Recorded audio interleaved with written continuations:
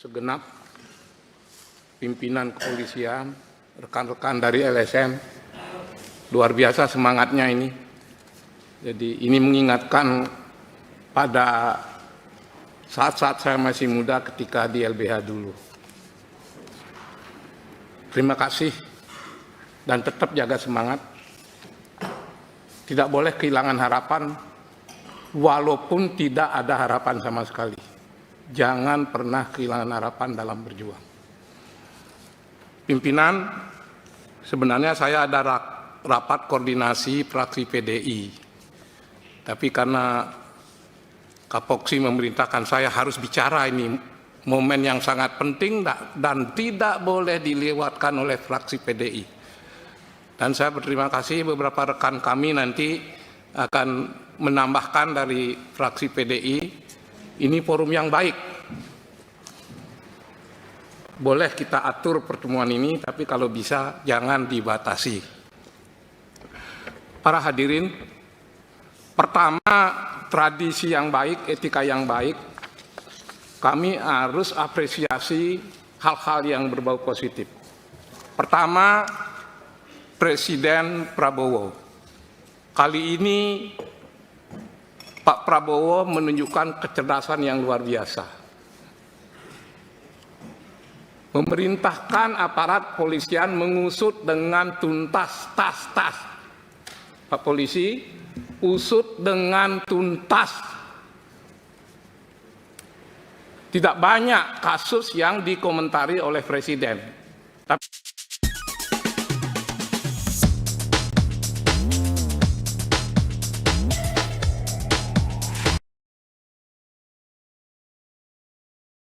kasus ini, yang kedua, Anda tidak boleh ragu-ragu untuk menegakkan aturan, membuka data-data ke masyarakat, dan terus mencari siapa pelaku yang terlibat, tidak boleh dikecualikan.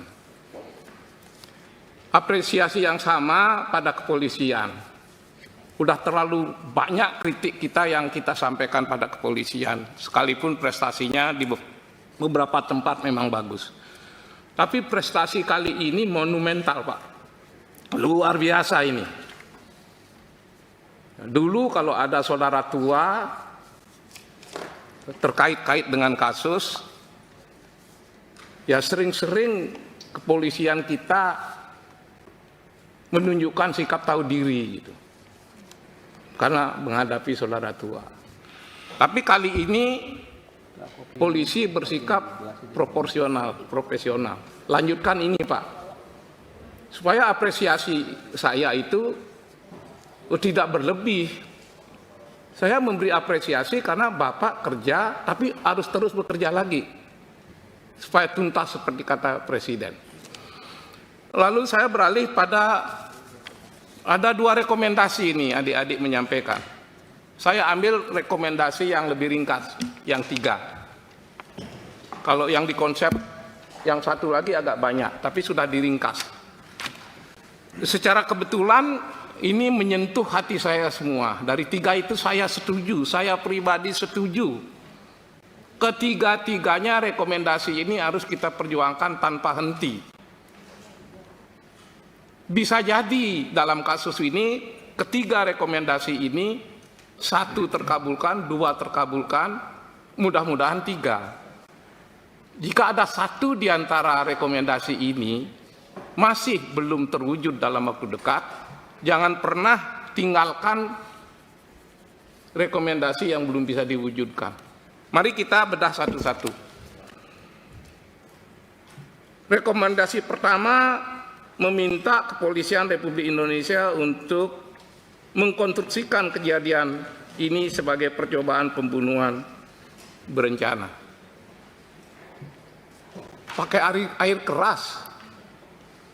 Masihkah kita ragu bahwa pembunuhan berencana ini tidak direncanakan secara matang? Apakah setelah mati seperti Munir baru kita bilang, oh ya itu pembunuhan berencana.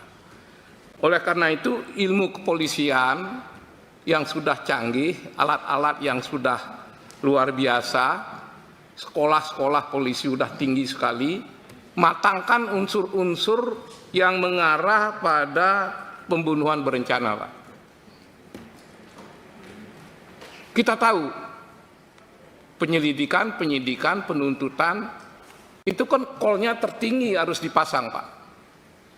Kita lihat bagaimana penuntut umum selalu pasang call yang paling tinggi. Jika yang tertinggi tidak dapat, dia akan lari kepada subsidiar dan seterusnya. Bukankah kita boleh juga menitipkan kasus ini pada kepolisian?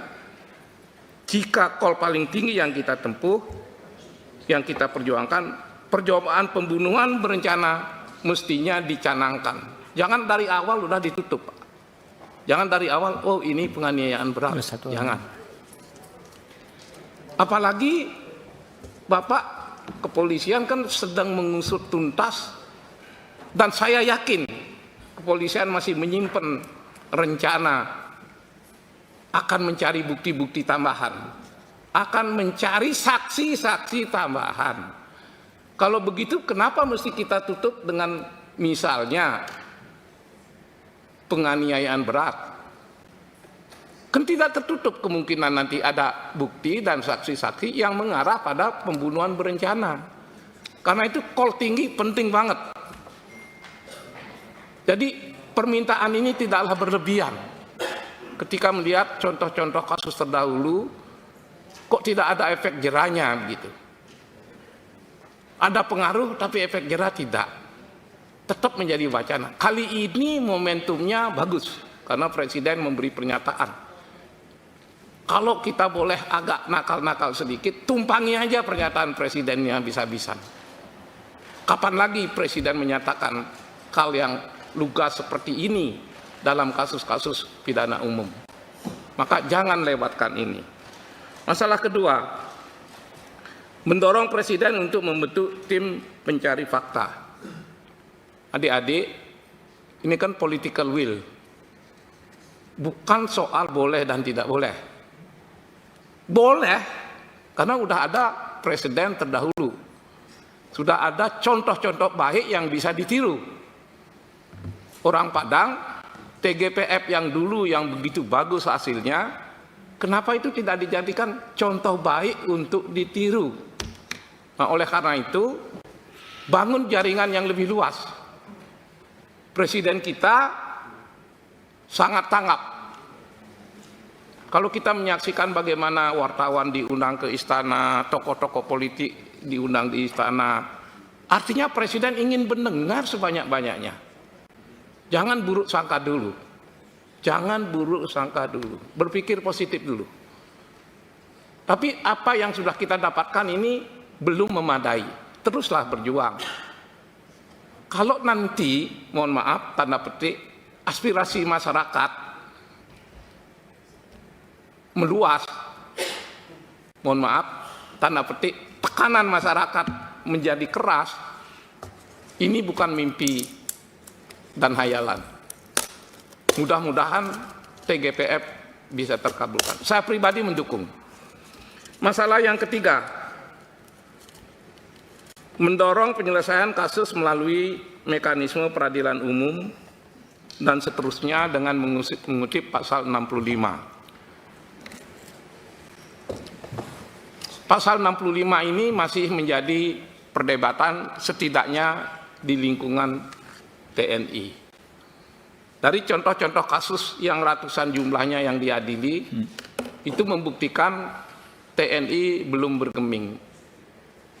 Apalagi belum ditemukan pelaku dari unsur sipil.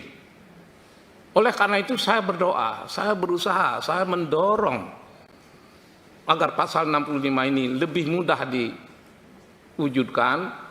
Bantulah Pak Polisi menemukan jika ada penyandang dana dari masyarakat sipil, jika ada memberi bantuan dari masyarakat sipil sekecil apapun, jadikan dia tersangka. Siapa tahu dengan begitu prinsip koneksitas menjadi lebih terbuka. Tidak semata-mata berpijak pada pasal 65. Pasal 65 satu hal, tapi hal lain kepolisian bisa membantu agar pasal 65 ini bisa diwujudkan, dan bisa mewujudkan peradilan umum. Kenapa? Kalau mengutip pasal 65, data yang ada di lapangan terang benderang, Pak. Kejadiannya di tempat umum. Korbannya masyarakat sipil. Tindak pidananya tindak pidana umum. Akal sehat kita mengatakan wajar ini diadili di peradilan umum, hanya mekanisme yang ada masih jadi perdebatan. Oleh karena itu, catatan kita terus perjuangkan ini. Jika dalam kasus ini belum bisa diwujudkan, tapi harus terus berjuang, yuk kita lakukan amandemen, yuk kita lakukan perubahan.